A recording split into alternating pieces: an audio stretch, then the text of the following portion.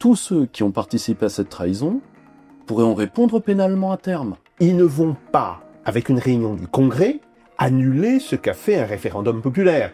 Ils auront l'intelligence de comprendre qu'on ne peut pas faire ça. Et là, je me dis, mais ils ne peuvent pas être assez bêtes. Eh ben si. Je me dis, ils sont pas assez intelligents pour comprendre ce que le peuple leur a dit, donc ils vont réagir comme ce qu'ils savent faire, c'est-à-dire ils vont sortir la schlag. Et c'est là où on va commencer à rigoler. Il s'agit d'une tyrannie sous une apparence de démocratie. Quand vous substituez à la légitimité une simple apparence de l'égalité, méfiez-vous, car tout serment qui vous est rendu est caduc. Donc votre pouvoir devient un pouvoir de fait, et donc on peut tout vous faire. Ce précariat temporel est terminé.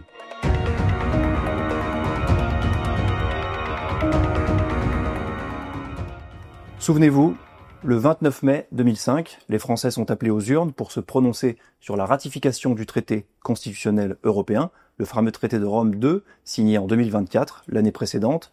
Les résultats sont sans ambiguïté, 54,8% des Français rejettent ce traité. Néanmoins, l'histoire est connue, le traité de Lisbonne est signé en 2007 par les pays européens. En 2008, il est ratifié à Versailles par le Congrès. Nous sommes le 29 mai 2025 aujourd'hui, heure de diffusion de cet entretien. Ça fait donc 20 ans que ce que d'aucuns considèrent comme un déni de démocratie a eu lieu. Pour faire le bilan de cette période et pour en parler, je suis ravi d'accueillir Pierre-Yves Rougeron, président du Cercle Aristote. Bonjour Maxime. Et Jacques Sapir, économiste bien connu de nos lecteurs. Merci beaucoup. Alors messieurs, on va revenir sur ce référendum en tant que tel. On va pas parler que de ça évidemment pendant cet entretien, mais c'est important, ça fait 20 ans. Comment est-ce que vous avez vécu à l'époque personnellement ce vote? Il y a eu évidemment des débats avant le vote, il y a eu le référendum, il y a eu la victoire du non, qui était une victoire pour vous deux, je suppose. Comment est-ce que vous l'avez vécu en tant que citoyen et en tant que militant souverainiste, entre guillemets? Bah alors, moi c'est simple, je m'étais un petit peu écarté de la vie politique française les précédentes années.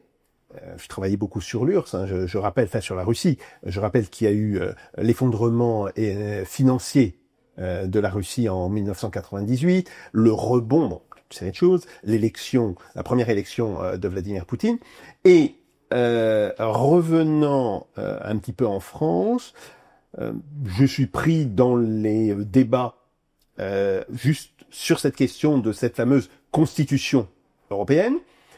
Je me rappelle très bien Jacques Chirac annonçant le 14 juillet, enfin dans son interview pour le 14 juillet, qu'il y aura référendum. Et je me dis, à l'époque, ce référendum, il en sera comme de celui de Maastricht, ça va passer de peu, mais ça va passer. Bien. Et puis, à partir Quand vous dites ça va passer, les gens vont voter oui. Les gens vont voter oui. Et puis, à partir de septembre-octobre, je découvre, que ce soit avec mes étudiants ou avec des amis, une forme de mobilisation comme je n'avais pas connu depuis la fin des années 70, voire le début des années 80. Et ça, c'est quelque chose de très particulier. C'est-à-dire que toute une série d'anciens militants, ce qu'on peut dire de vieux crocodiles, pour parler, utiliser un langage de l'époque, des gens avec qui j'avais milité dans les années 70, dans des organisations d'extrême gauche, etc., qui remontent à la surface et qui s'agrègent avec des militants beaucoup plus jeunes, et tout ceci crée, je dirais, un phénomène réel, et dès fin novembre, début décembre, je commence à me dire, bah non, on pourrait le gagner, ce référendum. Donc voilà, on se retrouve dans des collages d'affiches, dans des distributions de tracts. Il y a une véritable effervescence. Une effervescence qui n'est pas sans rappeler, mais c'était à un niveau tout à fait différent, hein. Ce qui s'était passé au début de la candidature de Jean-Pierre Chevènement en 2002.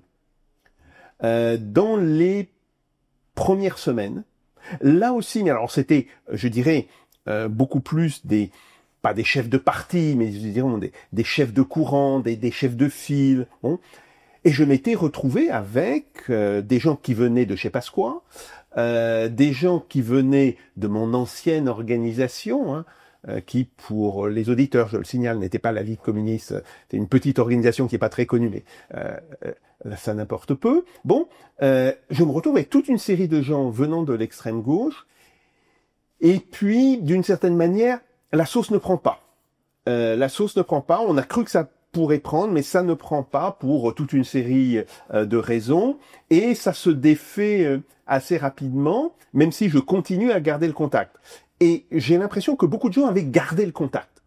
Donc, ce qui s'est passé en 2002 a été, en fait, je dirais, un espèce de tour de chauffe des souverainistes, qui, là, ont pu démarrer réellement à partir de septembre-octobre 2004. Et là, effectivement, à partir de fin novembre, début décembre, j'ai le sentiment que on va gagner ce référendum, c'est que le non va passer, et que le non va passer non pas d'une pichenette, mais il va passer largement. Bon. Et effectivement, c'est ce que l'on a vu. Donc, on est porté par ce type d'enthousiasme.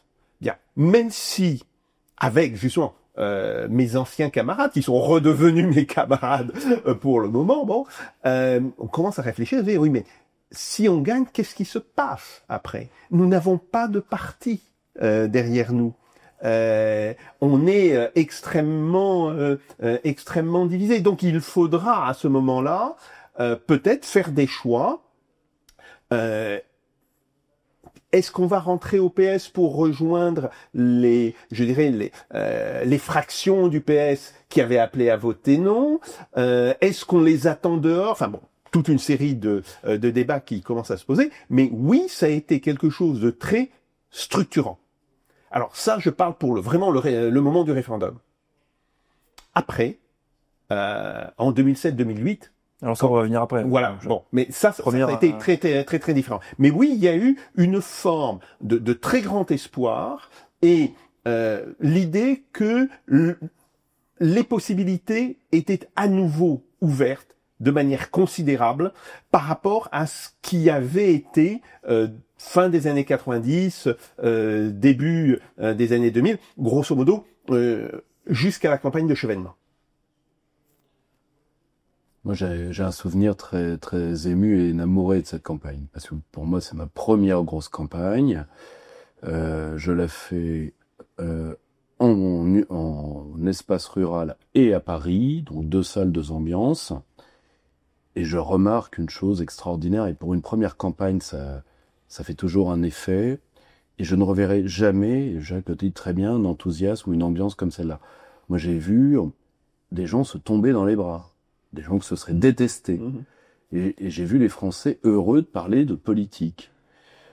J'ai vu les visages oui-ouistes se crisper sur certaines classes sociales, sur certaines classes de diplôme, qui étaient déjà des mauvais perdants 2 mois avant. C'est-à-dire qu'ils sentaient arriver la baffe. Et pour preuve, vous aviez l'inénarrable Duhamel qui avait fait un ouvrage sur le oui, un ouvrage sur le non, comme ça il était sûr d'être invité au cas où.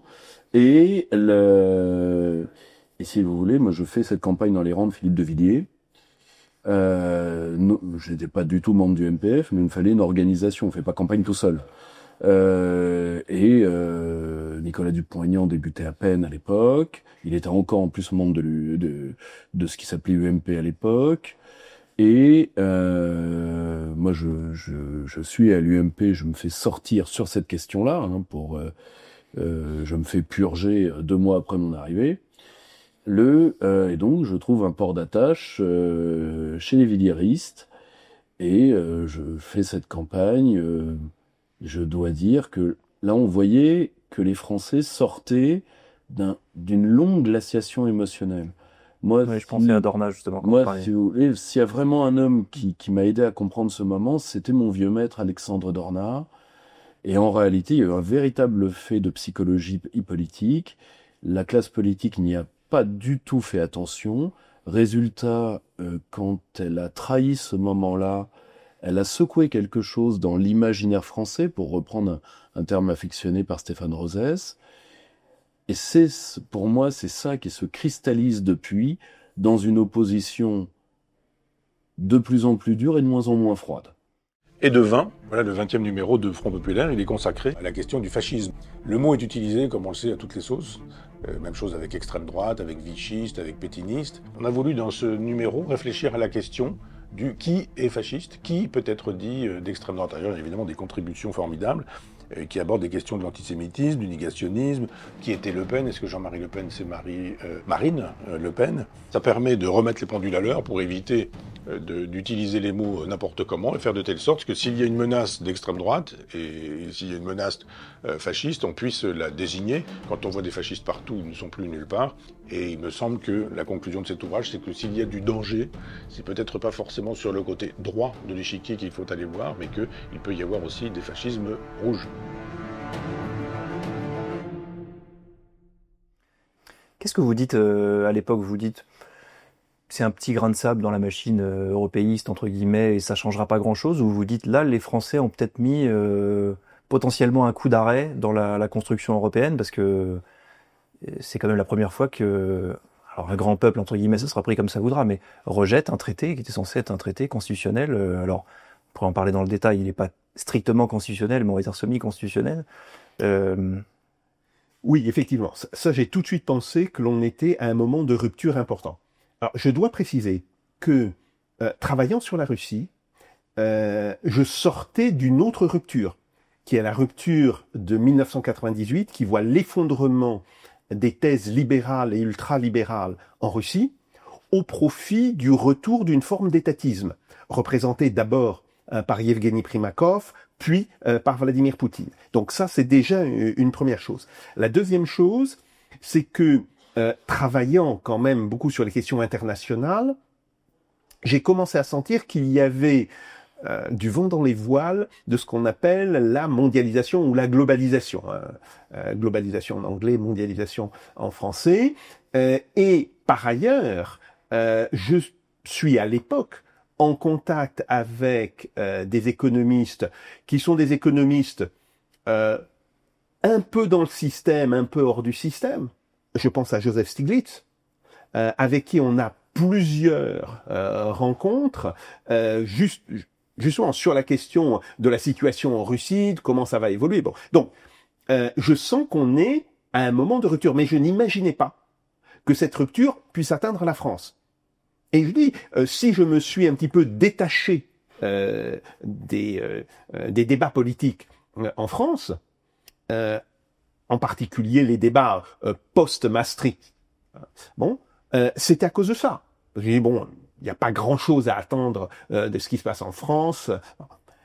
Et puis là, on comprend que à nouveau, le champ des possibles s'est considérablement réouvert. Alors, vous écrivez un livre d'ailleurs à l'époque, hein, à la fin de l'eurolibéralisme. J'écris plusieurs livres. Non, mais c'est 2006. Il y a la fin de l'eurolibéralisme. Là, vous parlez du traité constitutionnel européen. Tout à fait, il y a ça. Il y a le nouveau 21e siècle, qui lui ne parle plus il parle un petit peu de la France, mais il parle essentiellement des questions internationales. Et donc, c'est là où je développe déjà toute une série de choses. Et je commence à préparer en 2007-2008, je commence à préparer la première version de la démondialisation qui sortira en 2011. Parce que, si vous voulez, si on veut remettre tout cela dans un contexte général, après cette première rupture en France, on a la rupture que provoque la crise des subprimes au niveau international. Crise que je vois avec toute une série de collègues, je suis loin d'être le seul, mais on la voit monter à l'automne 2007, on se dit, mais c'est pas possible, il va y avoir une rupture. Enfin, et à la limite, on dit, mais le FMI, le gouvernement américain, mais ils font n'importe quoi. Ils devraient prendre conscience de la gravité de cette chose. Bon, et quand la crise éclate, pour moi, pour mes collègues, il est évident que c'est une crise de la mondialisation en tant que telle, c'est une crise de la mondialisation financière, et que les choses ne seront plus comme elles étaient avant.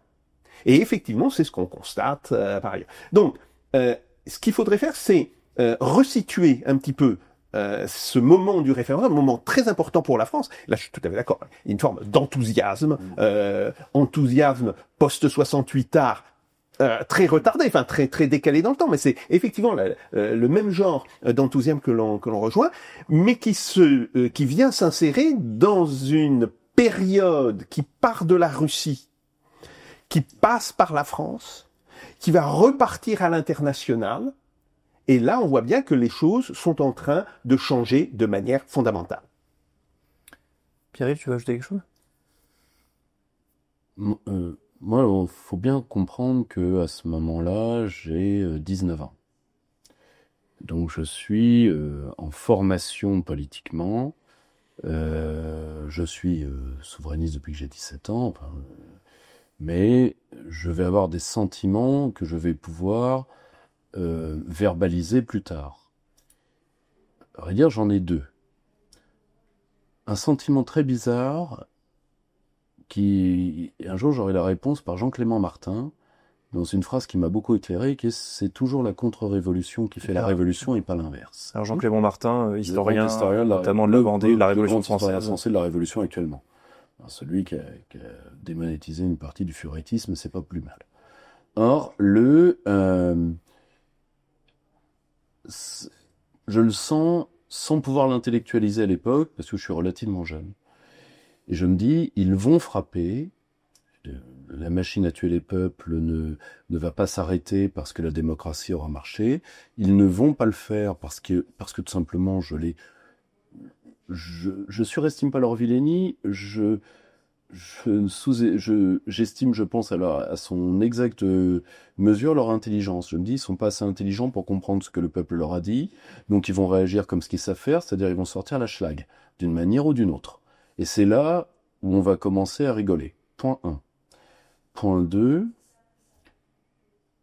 je sens, sans pouvoir encore l'expliquer, que de toute façon, et en réalité, je commence à m'intéresser, je ferai la connaissance de l'œuvre de Jacques relativement peu de temps après.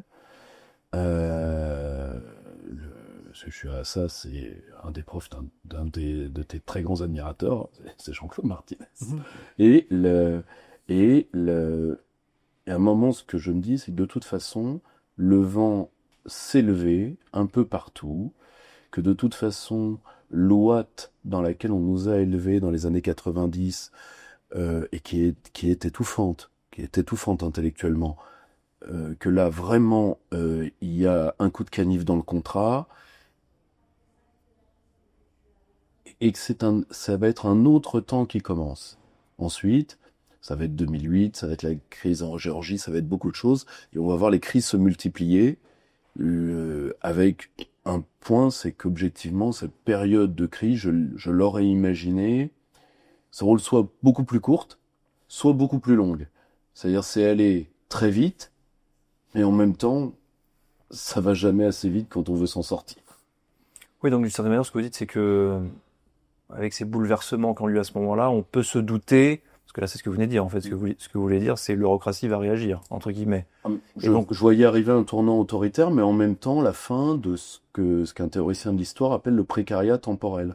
C'est-à-dire, on en était sorti avec le jour sans fin des années 90, où on nous surinait la même chose à matin, midi et soir, et où on se couchait juste plus bête et plus pauvre que la veille, mais que ça devait être comme ça pour des siècles et des siècles. Là, ce précariat temporel est terminé.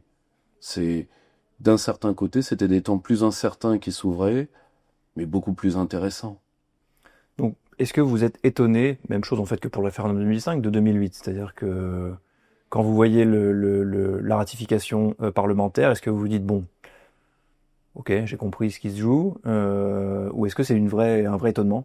Alors, c'est un vrai étonnement, et qui se combine d'ailleurs, il y a deux étonnements. 2008, c'est le moment de deux étonnements. Un étonnement politique. Parce que je me dis, bien, enfin, c'est pas possible. Ils ne vont pas, avec une réunion du Congrès, annuler ce qu'a fait un référendum populaire. Ils auront l'intelligence de comprendre qu'on ne peut pas faire ça. Que si on fait ça... Mais c'est un suicide à long terme. Oui, absolument. C'est quelque chose qui va détruire politiquement cette idée de démocratie occidentale, à laquelle je suis malgré tout attaché. Bien. Eh bien oui, ça se passe. Et en même temps, vous avez ce suicide économique. La crise de 2000, le fait que le gouvernement américain laisse la banque Lehman Brothers faire faillite, alors que nous savons tous, nous économistes, que cette banque détient des titres d'autres institutions financières et que ça va catapulter la crise d'une crise qui a resté quand même largement américaine, bon, dans une crise mondiale. Et là, je me dis, mais ils ne peuvent pas être assez bêtes. Eh ben si, ils sont assez bêtes et ils font la bêtise. Et j'ai beaucoup de mes collègues, mais qui sont exactement comme moi, qui sont atterrés. Je me rappelle par exemple que au moment, septembre-octobre 2008, je publie texte sur Internet, aidé par un collègue de l'école des hautes études, qui est le premier à avoir créé un site, d'une certaine manière, qui est un site d'histoire contemporaine. Entre moi et Lordon, pratiquement tous les 2 jours, on est en train de faire un texte là-dessus pour expliquer d'abord. Il faut que les gens comprennent les enjeux. Frédéric Lordon, bon, à gauche. Bon, très rapidement, j'ai des échos de ces textes. Alors, en Russie, évidemment, mais en Chine, en Inde. Et j'ai des collègues qui me disent, ce que vous dites est très intéressant, mais nous n'allons pas rester les bras croisés devant cette forme d'inconséquence et de stupidité occidentale. Ils me le disent à moi. Mais là, il parle de la crise de 2008 ou du traité de Lisbonne Il parle de la crise de 2008. Ouais. Donc, on a ça qui se passe au niveau international, et on a cette rupture démocratique, ce déni démocratique.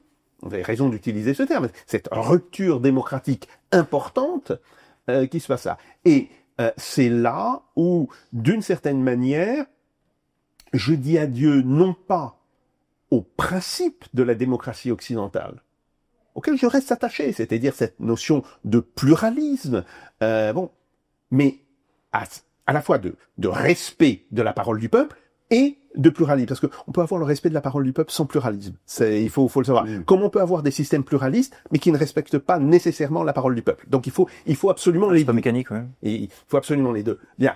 Et c'est là où je me dis, c'est peut-être des idées qui restent importantes, mais aujourd'hui, les gens qui s'en réclament sont les gens qui sont les premiers à les trahir.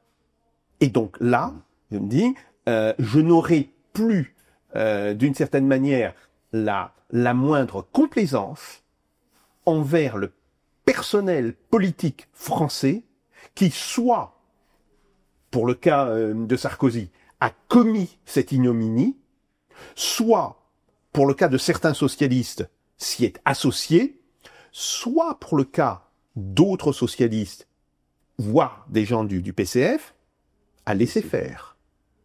Et ça marque une des grandes ruptures politiques, pour moi, et je dirais dans ma réflexion, et c'est d'ailleurs pas un hasard si quelques années après, j'écrirai le livre sur la légitimité et la démocratie et la laïcité. Souveraineté, démocratie, laïcité. Démocratie, laïcité, parce que je pense que on est revenu au moment où ces notions deviennent à nouveau des notions absolument fondamentales. Donc voilà, c'est un petit peu cela qui provoque mon double pivotement dans la sphère politique française, mais aussi pivotement à l'international, et où je me rends compte que les choses sont en train d'évoluer très vite au niveau international. Justement, Pierre-Yves, à l'époque, il y a plein de gens qui, contrairement à ce que vient de dire Jacques, plutôt ne voient pas le problème que vient d'énoncer Jacques, qui trouvent que non, il n'y a pas de problème particulier. Il y a 3 arguments à l'époque. C'est c'est pas le même traité, contrairement à ce qu'a dit. Deuxième argument, la ratification par voie parlementaire est tout aussi légale que la ratification par voie référendaire. Troisième argument, Nicolas Sarkozy a été élu en 2007. Il n'est pas eurocritique absolument, donc finalement les gens se doutaient bien que voilà. Comment vous prenez ces 3 arguments de l'époque ? Simple, comme l'étude textuelle du traité a été faite par le magistrat André Bonnet qui a démontré par A plus B que c'est le même texte, donc next. Si tu veux, d'ailleurs, il suffisait de lire les deux pour voir que c'était le même texte. Et d'ailleurs, Valéry Giscard d'Estaing, Qui le dit. il l'a admis lui-même aime s'en est vanté. C'est peut-être l'une des seules choses à regarder du personnage. Point 1. Je crois qu'Angela Merkel l'a admis aussi d'ailleurs. 2, en plus. Donc, point 1, next. Point 2, le point... La ratification par voie parlementaire est légale. Alors, déjà, légal, mais non légitime. Et d'ailleurs, légal, attention, la Chambre ne peut pas disposer d'une souveraineté qui ne lui appartient pas. C'est-à-dire qu'elle ne peut pas prendre au souverain ce qu'il a et le brader. Ça, c'était une question qui était la question des constitutionnalistes de juin 40. Donc, et la Chambre le sait très bien. Et pour preuve, faisons une analogie avec le droit privé. Si tu as une trahison entre le délégant et le délégataire, je peux t'assurer que si un avocat se permettait ce que les parlementaires se sont permis, il est radié. Il est radié, si c'est un médecin, il est radié et certainement incarcéré. Donc, si tu veux, faut éviter ce genre de truc, parce que tous ceux qui ont participé à cette trahison pourraient en répondre pénalement à terme. Faut éviter de jouer avec ce genre de notions, surtout quand on n'est que des petits godillots de province, ce que sont la plupart des députés français. Troisième point, si tu veux, Nicolas Sarkozy, même problème. Nicolas Sarkozy ne peut pas, n'en a pas le droit, disposer de la souveraineté du peuple. Nicolas Sarkozy n'est pas souverain, il est chef de l'État. Il se voit investi d'une mission, il est un ministériau serviteur supérieur aux autres par sa légitimité, je te l'accorde, il ne peut pas se substituer au souverain. Point, barre. Or, ce faisant, quand ils le font, moi je dis très bien, moi si tu veux, entre-temps, je me suis beaucoup formé. Et j'ai fait mes premiers écrits universitaires, je les ai faits sur qui ? Sur Gaston Fessard, la théorie du prince esclave. Donc là, vous devenez des princes esclaves. 1, vous vous mettez dans la main de l'étranger, et 2, vous violez au nom d'une légalité formelle et discutable en elle-même. D'ailleurs, beaucoup de constitutionnalistes, Anne-Marie Le Pourrier, Michel Clapier, ont démontré qu'il y avait quand même une forfaiture, même légale. Là encore, André Bonnet dit tout dans son dernier ouvrage. Or, quand vous substituez à la légitimité une simple apparence de légalité, méfiez-vous, car vous avez contre vous quelque chose qu'on appelle le pouvoir des clés. C'est-à-dire que tout serment qui vous est rendu est caduc. Donc votre pouvoir devient un pouvoir de fait, et donc on peut tout vous faire. Et moi, c'est comme ça que je réagis à 2008. C'est-à-dire, vous le prenez comme ça, très bien. Maintenant, je n'aurai plus aucune espèce de respect pour vos fonctions. Vous les occupez de fait, vous êtes ce qu'on appelait dans le temps des ci-devant, et vous devez être traité comme tel. Si vous voulez, vous êtes en plus... et ça va aller Sarkozy, Hollande, Macron, etc., de plus en plus, ils vont passer dans la xénocratie, c'est-à-dire que, sachant qu'ils ont violé à partir de 2005 le principe de légitimité, et qu'une fois que tu l'as violé, c'est cuit, eh bien, ils vont chercher une légitimité extérieure, et donc, de plus en plus, ils vont se présenter comme ce qu'ils sont, c'est-à-dire les courroies d'un pouvoir étranger. Bon, eh bien, on en a connu un au XXe siècle. Il a mal fini. Bon, mais on en a connu un, même topo. Or, moi, à titre personnel, en plus, moi, c'est mon histoire familiale, je me dis, ok, très bien, vous l'avez pris comme ça, vous voulez pas qu'on la joue entre gens civilisés, on va la jouer autrement, il n'y a pas de souci, vous ne savez pas quelle douleur vous venez d'éveiller, et résultat, je me dis, pendant les 10, 15, 20, 30 prochaines années, nous allons avoir un affrontement d'abord froid, le temps de déglaciation émotionnelle totale des populations, puis de plus en plus chaud, du bas vers le haut. Et malheureusement, je crains de ne pas avoir eu totalement tort. Oui, on va y revenir parce qu'après on parlera du mouvement des Gilets jaunes, etc. Juste, Jacques, parce que ça me fait penser à ce que disait Pierre-Yves. Vous parlez d'ailleurs dans le livre dont vous parliez tout à l'heure sur souveraineté, démocratie et laïcité, sur la base de Carl Schmitt, la différence entre la tyrannie, enfin d'Augustin, si on voulait remonter plus loin, mais sûr. Entre la tyrannie par exercice et par titre, entre guillemets. Tout à fait. Vous avez, je sais pas si vous l'avez inventé d'ailleurs, mais en tout cas mis au goût du jour, une espèce de néologisme qui s'appelle la démocranie, une espèce de démocratie formelle où en fait la tyrannie vient s'immiscer. Parce que c'est exactement ce qu'est en train de dire Pierre-Yves en fait. Est-ce que vous pouvez nous expliquer un peu ça? Oui, tout à fait. Ce que moi j'appelle la démocratie et que d'autres appellent la démocrature, terme que je n'aime pas parce que c'est oublier que la dictature romaine, ça c'est- peut servir. Voilà, et ça fait partie de l'espace démocratique. Donc, l'idée de la démocratie, c'est de dire, il s'agit d'une tyrannie. Alors, effectivement, vous avez raison, ça renvoie à Saint-Augustin, le tyrannus ab exercitio, c'est-à-dire le tyran par l'exercice du pouvoir, sous une apparence de démocratie. Et c'est effectivement pour ça que j'utilise ce terme. Mais là, si vous voulez, j'ai vraiment été très frappé par toute cette logique. Et je vous dis, le livre Souveraineté, laïcité, démocratie, qui va être publié en 2016, je commence à faire circuler les premières ébauches, les premières esquisses de cet ouvrage dès 2010-2011. Donc ça fait déjà un bout de temps que je commence à y réfléchir. Bon, la question religieuse et la question de la laïcité viendront de fait parce que je suis très très touché personnellement par les attentats de 2015, en particulier l'assassinat de Bernard Maris, qui est un vieil ami avec qui j'avais beaucoup travaillé. Mais la base de raisonnement, elle se constitue entre fin 2008 et fin 2009. Et donc, alors j'allais dire, est-ce qu'on vit dans une tyrannie? Vous avez dit non, on vit dans une démocratie précisément.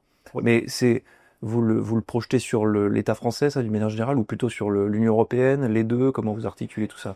Je pense que c'est un terme général. Alors, bien sûr, qui existe au niveau des institutions françaises, qui existe au niveau des institutions européennes. Alors, c'est encore plus simple, puisque il n'y a pas l'espace démocratique. Là, on est d'emblée sur de la tyrannie pure. Mais dans le cas de la France, oui, bien sûr. Et c'est pour cela que je dis, que j'écris et que je continue à dire que aujourd'hui, en réalité, nous sommes face à un pouvoir tyrannique et une tyrannie qui est en train de voir ses lambeaux démocratiques s'effilocher de plus en plus. Il faut quand même dire que l'on est rentré depuis 2017-2018 en France, en particulier avec les Gilets jaunes, un petit peu plus tôt en Europe, avec la manière dont l'Union européenne a massacré la Grèce politiquement. Bon, on est rentré dans une logique où il y a de moins en moins de démocratie et de plus en plus de tyrannie. Après, ce que je dis, c'est que oui, il est logique, si on pousse le raisonnement à son terme, que l'on arrive à des choses extrêmement violentes. Moi, pour des raisons personnelles et pour des raisons de rapport à la politique, je dis simplement, il vaut mieux toujours chercher à ramener les gens qui se sont aventurés dans ce domaine, à chercher à les ramener vers un espace véritablement démocratique. Mais c'est vrai, ce qu'a dit Pierre-Yves, je le partage, si on laisse ce type de développement aller jusqu'à son terme, eh bien oui, on aboutira à des choses extrêmement déplaisantes, on aboutira à des jugements sommaires, on aboutira à des exécutions sommaires, etc., etc.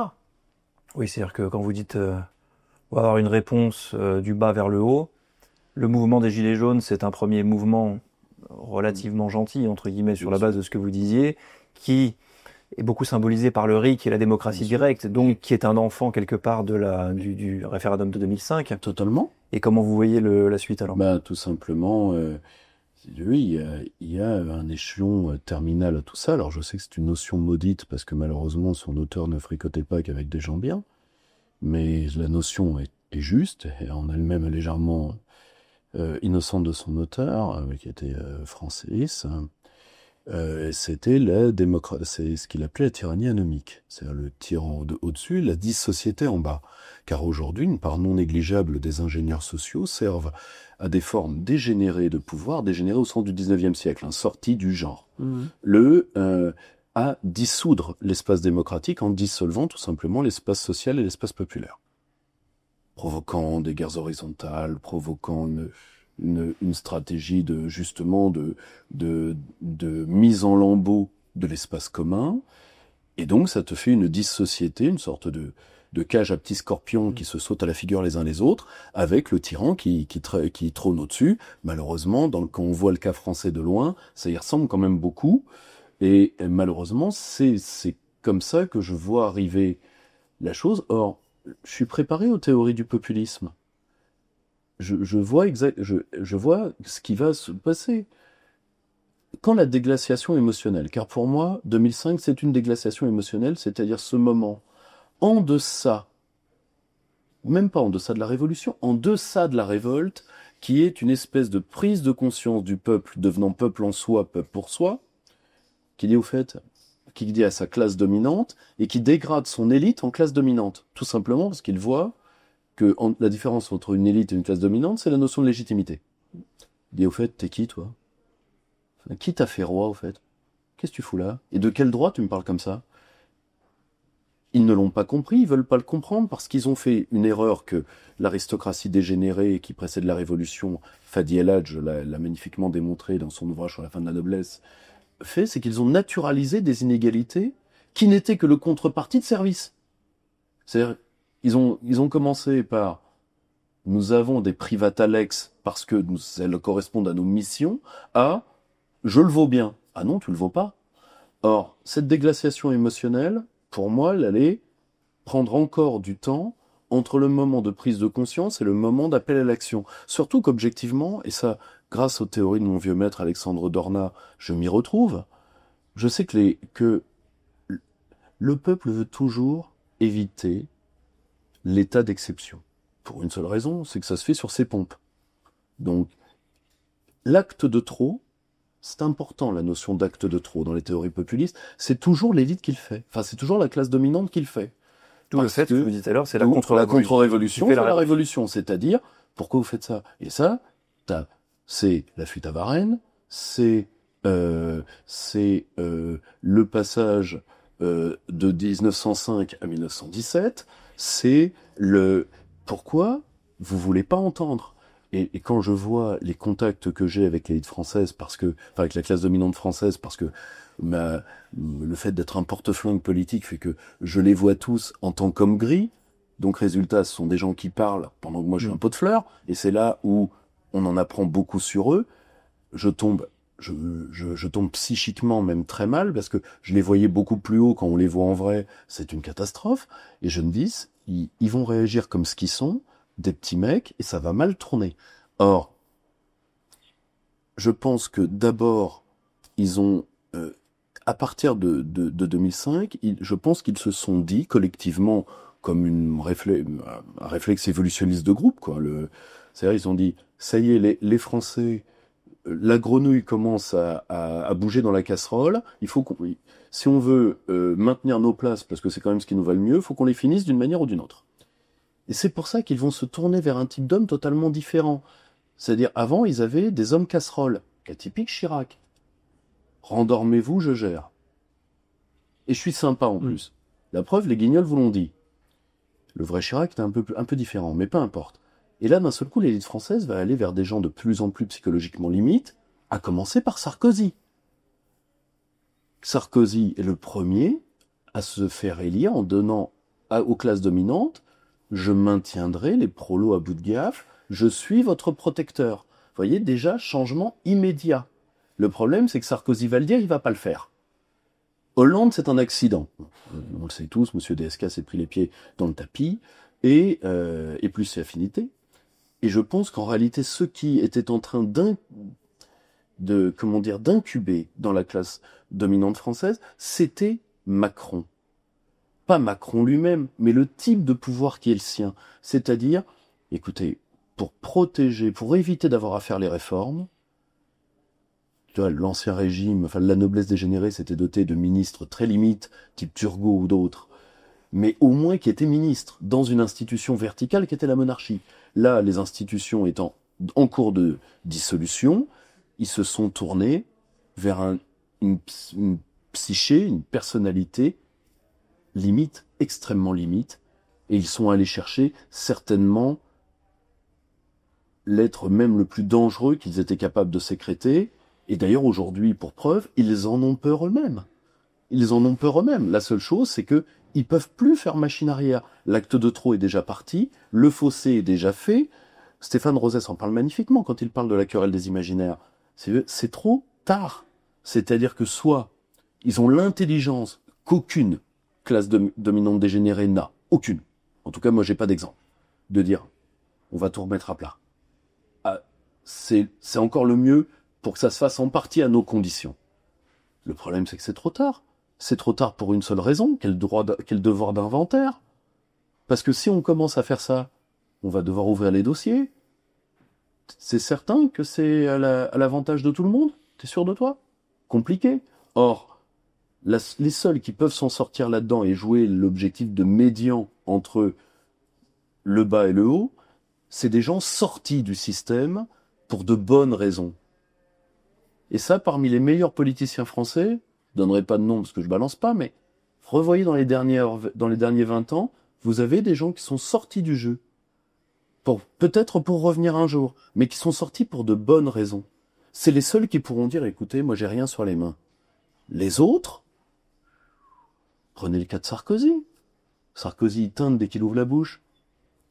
Il teinte tellement que maintenant qu'il essaye de nous vendre son rejeton, on entend teinter le père derrière le fils. Donc, vous voyez le problème, c'est qu'ils rien appris, rien compris. Ils pensent qu'ils vont continuer comme ils l'ont toujours fait. Or, malheureusement, et ça, comme ils n'ont pas de culture politique pour la plupart, de culture politique profonde, j'entends, ils comprennent pas que, comme disait Lénine, une crise politique, c'est quand ceux d'en bas ne peuvent plus vivre comme avant, mais également quand ceux d'en haut, au même moment, ne peuvent plus dominer comme avant. Et ils ne se rendent pas compte de la profondeur de la crise dans laquelle ils sont. Vivent en apesanteur. Ce sont des gens trop légers pour le métier. Bon, merci messieurs. On se retrouve potentiellement pour une prochaine émission. On verra quel sera le thème. Peut-être très volontiers. dans mêmes conditions ou autres conditions, on verra. Merci beaucoup. Merci à vous. Très vite.